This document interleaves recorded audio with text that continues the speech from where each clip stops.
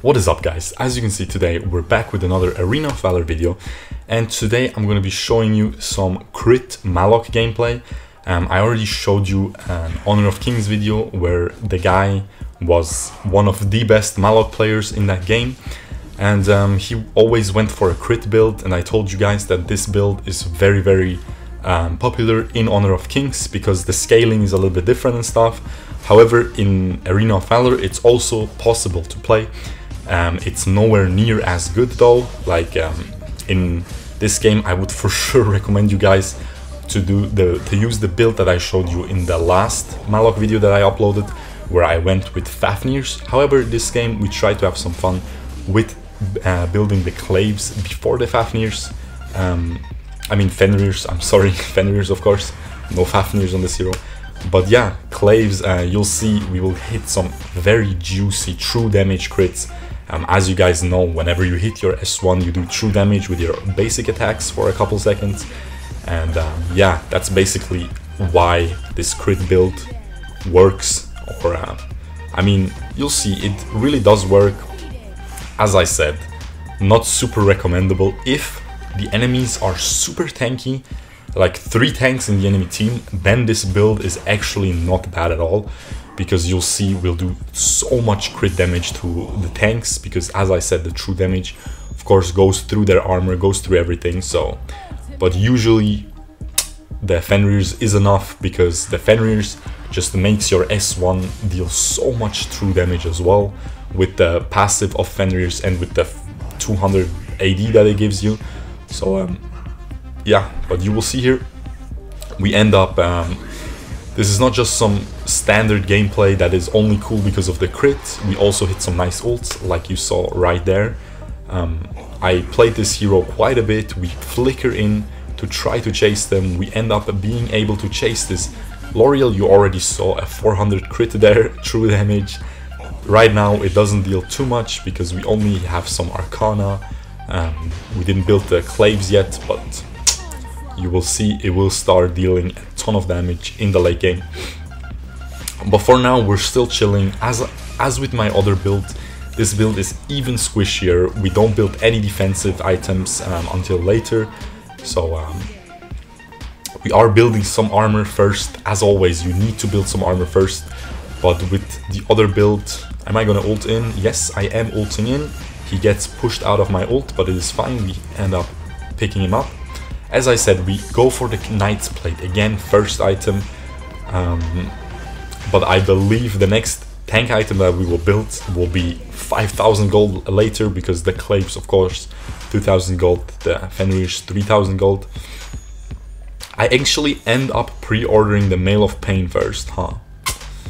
I am being very scared, but I'm not sure if I will actually complete it. I'm not sure if I remember this correctly. We are not able to pursue further here because she will try to chase us. I think my Death Sickle will pop, but we are able to get away. She's not able to pursue us further because the Walheim came to help us, and she would just get stunned, and yeah, it wouldn't be fun for her.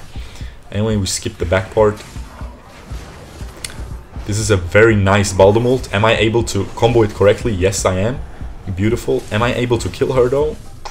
She uses her... Ooh, okay, beautiful. I flicker after her S2. She used her Arctic Orb as well, so that is really good. For the next team fight she won't have that available. I mean, she won't have it for the rest of the game until she buys the item again, because the enchantment is gone. Again, we are able to keep up our true damage S1 a lot this game. As you saw there, I used it in a like 90-degree angle to the Violet, because as I guys told you in the last video, it has more range that way. Like it's not a perfect half circle. It's like an elliptical shape, his S1. So you should, if the enemy is far away, you should use it in a 90-degree angle. Beautiful kill here by the Batman. Now, are we gonna get this Chi? I'm trying to ping him to come, but he decides to just go mid lane, and then I can't really do much either. If I just go bot, if I face check that bush, she might be able to kill me. If I just ult to the minion wave, we waste our ult. It has a 50-second cooldown, 40 seconds early game, so I didn't feel like it is worth wasting that. I was for sure hoping he would come, but we ended up getting mid tower, so it is definitely worth. Lorel ended up dying, and now here you can see we can just auto attack with the true damage through the Rourke shield. So we don't really care about his shield there, about his ultimate too much. We don't really have lifesteal either, I mean a lot of CC either, so we don't really care about the Rourke ult. We did end up finishing the Mail of Pain. Now, as I said, usually I would always finish Mail of Pain. Last time I uploaded the Halloween Maloch video, if you guys saw that, I went for only the Knight's Plate first, because the enemies had a lot of auto-attacking heroes. But this game, I feel like Mail of Pain is too good into Rourke. I keep saying that Rourke gets completely countered by Mail of Pain. If you ever played Rourke and if you run into a tank like a Baldum with a Mail of Pain, he will just you will literally die before you can kill him just by auto attacking him. So before you get your lifesteal, and even after you get Fafnir's, it's still really annoying. Here we are able to pick her up with a nice ultimate. Didn't even have to use S1 there afterwards. I just wanted to make sure. Here again, he let himself get hit by our S1. So we are able to get the passive up again. But no one is coming close. Here I just have to run away. Yeah, I overextended. I get hit by the Lorel a little bit too many times, and then I flickered way too late. Definitely a mistake on my part there. Now we're just clearing the bot lane. You can see our team is not in a huge lead. We lost both side lane towers. The enemies lost their mid tower. However, this game, I think we're still behind. Even though we're up these 3 kills, and I mean 6 kills on the team score, we are still behind in total because just the map pressure that we have. Also, our batsman is starting to get weaker and weaker. His level 4 is his strongest state. He still deals a ton of damage, but he is starting to fall off late game.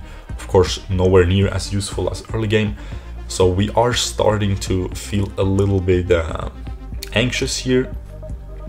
We need to get some good team fights now.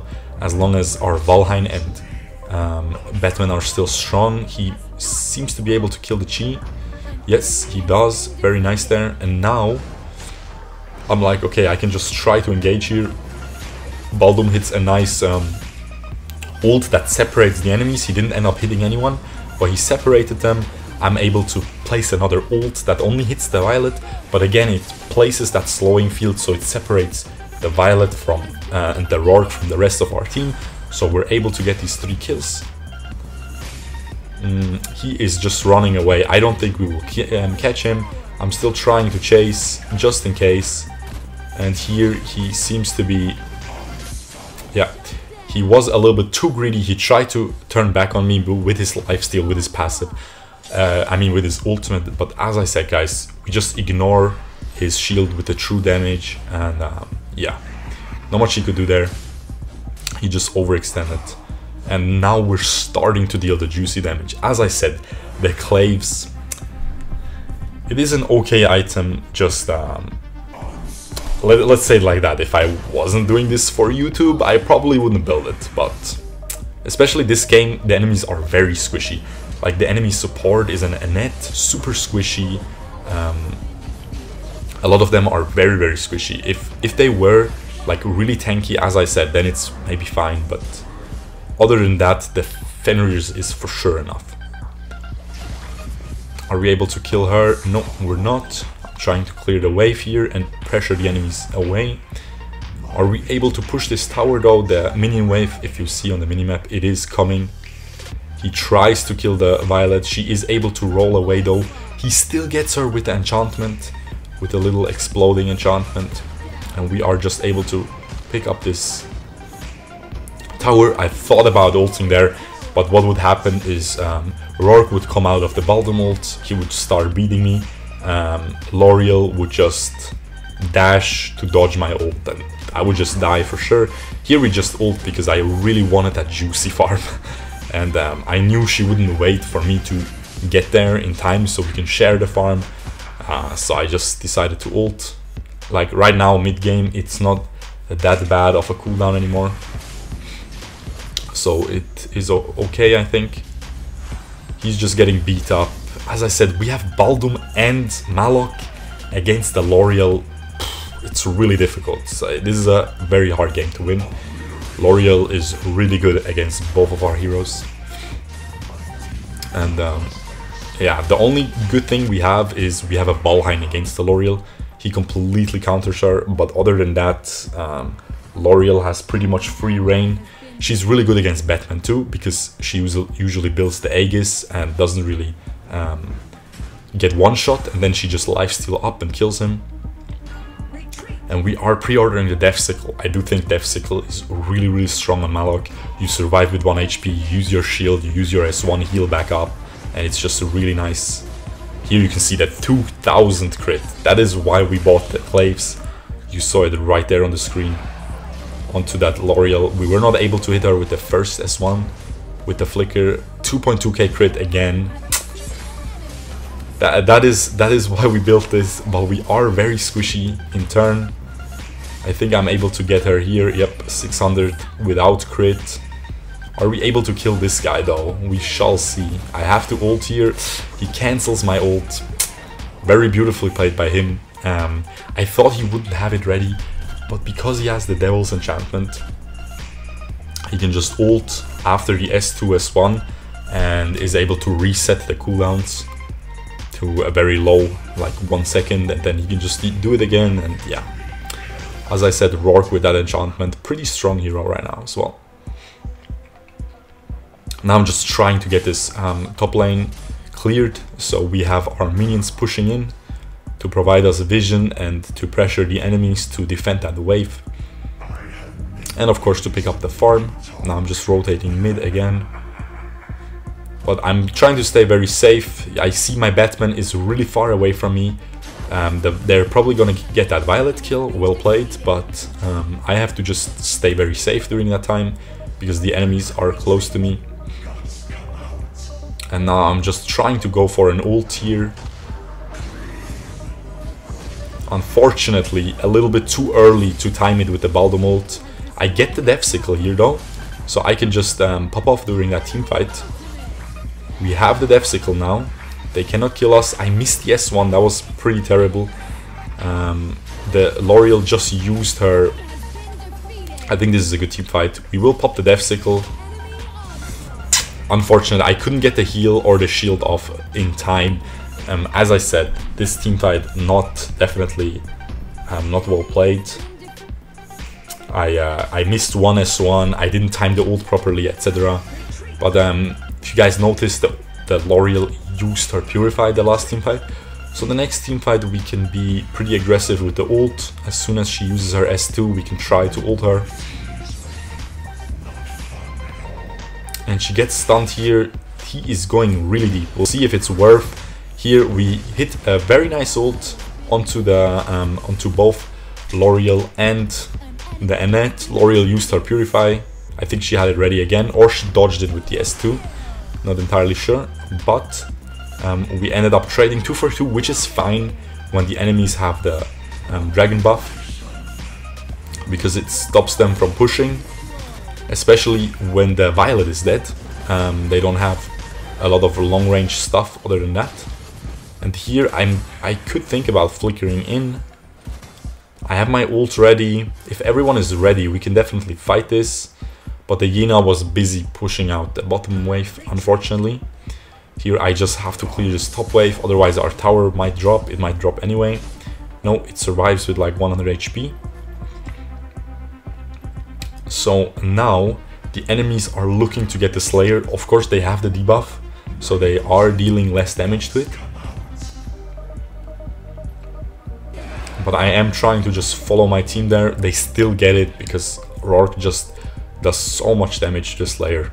I didn't even check if he built Fafnirs this game. She is probably dead. Well played Batman again. He's doing really well this game. Definitely carrying us.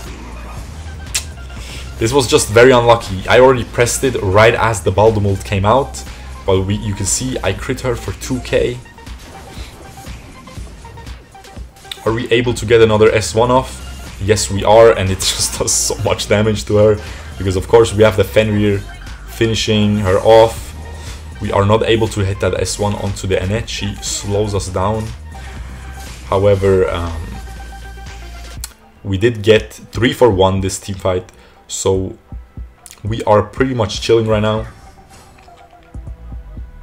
And as I said, it was really hard to get a decent game with Crit Maloch, because it is just really squishy. You have to play very, very carefully, and you don't get a lot of situations where you actually can auto attack. But this will be a good ult now, because we can time it beautifully. 4 people knocked up, I think even 5 maybe. So this is, I'm feeling very good about this ult. We tried to sell it and buy something, and we did buy the Hercules. However, it didn't matter anyway. We wouldn't have died anyway. We decided to go very deep to kill one of them. I thought if I kill the Rourke and I deal damage to the other 2, that we might be able to get everyone. But everyone just ended up getting baited by me and overextending and dying. So it didn't end up doing too well. But we got, during that time, our Yinha was pushing and she gets killed as well almost. Nope, she gets the kill at least, but her Arctic Orb, I mean, Blade of Eternity got used up. As I said, at least we got the... Is she able to kill her? Yes, okay, beautiful, beautiful there. Is she able to end? Probably not, as you can see the timer here. So we are just gonna skip my death timer. As I said, at least while the enemies were being kept busy, she was able to push down the bot tower. So still worth, you know, still worth in my book. We probably would have gotten it anyway. But honestly, when I flickered in, I didn't expect me to die that fast. I thought I killed the Rourke and then I don't take too much damage anymore, but I got instantly stunned by Annette or slowed. At least I couldn't do anything, and then, yeah, the Violet just killed us. And then she got the other kills as well. But again, here we are doing pretty well. This is a good setup for a team fight again. Again, good Baldom ult. I got stunned though, I wasn't able to ult instantly. Very unfortunate. If I would have chain comboed that again with the Baldom, would have been really nice. But we were not able to. This Annette is just doing so much. You can see how many times we get stunned. I think we went armor boots as well. We definitely shouldn't have done that. Against Annette, you need the Gilded Griefs. It is just too annoying of a hero. He is going super deep just to kill that Annette, and it is worth. Even if he dies, their wave clear is gone now. Our death sickle gets used up. 20 seconds death timers remaining, and yeah, we can pretty much just end. Nothing they can do now. As I said, Crit Maloch, use at your own caution. If the enemies have 3 tanks and you're trying to have fun, try it out. The Arcana I put are some Rampage Arcana and some normal crit chance in red, and the rest is pretty much standard. And yeah, if you want to try it, feel free. But as I said, the other build that I recommended, Fenrir Rush, is also really fun, and I think it is a very, very competitive build. And yeah, I hope you guys enjoyed this. If you did, leave a like, and I will see you guys tomorrow. Peace out, boys. Bye bye.